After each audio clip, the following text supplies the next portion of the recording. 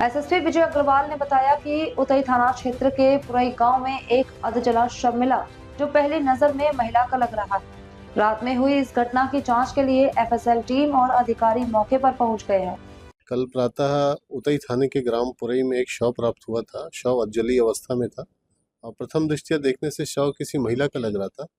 और जो मौके पे चिन्ह थे उससे ये समझ में आ रहा था कि घटना रात्रि की है। जैसे ही ये शव की सूचना मिली तो एफएसएल की टीम, सभी अधिकारी मौके पे पहुंचे थे और अलग अलग टीमों का गठन किया गया था। एक टीम थी जो टेक्निकल डिटेल पे काम कर रही थी, एक सीसीटीवी पे काम कर रही थी। 3 टीमें ऐसी थी जो अलग अलग संदेहियों के बारे में, वहाँ पे आने जाने वाले लोगों पे काम कर रही थी। इसी दौरान एक व्यक्ति के बारे में पता लगा जो कैटरिंग में काम करता था और उसका कैटरिंग में ही, उसी कैटरिंग में काम करने वाली लड़की से कुछ वाद विवाद हुआ था। संयोगवश वही लड़का आज प्रातः सुपेला थाने में गुमशुदा की रिपोर्ट दर्ज कराया था। और जैसे ही पुलिस को जानकारी मिली कि हुलिया मैच करता है, उस लड़के को उठाया गया और उससे पूछताछ की गई। पूछताछ में उसने घटनाक्रम बताते हुए अपने अपराध को स्वीकार किया और घटना का कारण उसके द्वारा जो बताया गया उसके मुताबिक दोनों एक साथ काम करते थे। इस दौरान उनके बीच घनिष्ठता हो गई थी और मृतिका चाहती थी कि ये उससे शादी करे।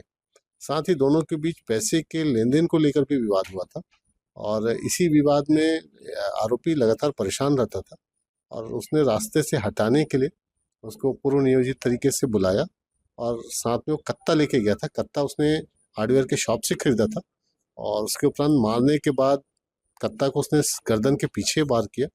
जैसे ही मृतिका गिरी तो उसने ऊपर पेट्रोल डाल के पहले उसने एक बोल्डर से उसके सिर को कुचला, उसके बाद पेट्रोल डाल के उसमें आग लगा दी और उसके बाद फिर लास्ट में उसने पैरे से ढक के उस पर पैरे पे आग लगा दी। तो उसने साक्ष्य छिपाने के हर संभव प्रयास किए थे, परंतु पुलिस की टीम लगातार लगी थी इसकी वजह से। देखिए, जिस जगह पे घटना हुई देहात का इलाका है, लेकिन जितने पेट्रोल पंप रास्ते में पड़ते हैं, जो मरौदा से लेकर सुपेला और सुपेला मरौदा से लेकर उतई तक, लगभग 40 से 50 अलग अलग स्पॉट के सीसीटीवी को चेक किया गया था। देखिए, हम लोग तो पूरे सकारात्मक तरीके से काम करते हैं और चाहे चैलेंज कितना भी बड़ा हो, हौसला हमेशा रखते हैं। और चैलेंजिंग था क्योंकि आइडेंटिफिकेशन नहीं हो पाया था और जिस जगह पे शव मिला था बिल्कुल सीसीटीवी फुटेज उस स्पॉट का नहीं था। तो चैलेंज बहुत था, पर थाना प्रभारी साइबर की टीम और एडिशनल एसपी अभिषेक झा के नेतृत्व में उन्होंने लगातार काम किया। और आपको आश्चर्य होगा कि कल रात में करीब 12 से 1 बजे तक, 12 से 1:30 बजे तक पूरे घटनाक्रम का सिमुलेशन किया गया। जिस समय जो घटना हुई थी, पुनः रात में पूरी टीम गई थी वहाँ पे, सिमुलेशन किया और उसके आधार पे कुछ चीज़ें प्राप्त हुई थी, कुछ जानकारियाँ मिली थी और उस पे काम किए थे।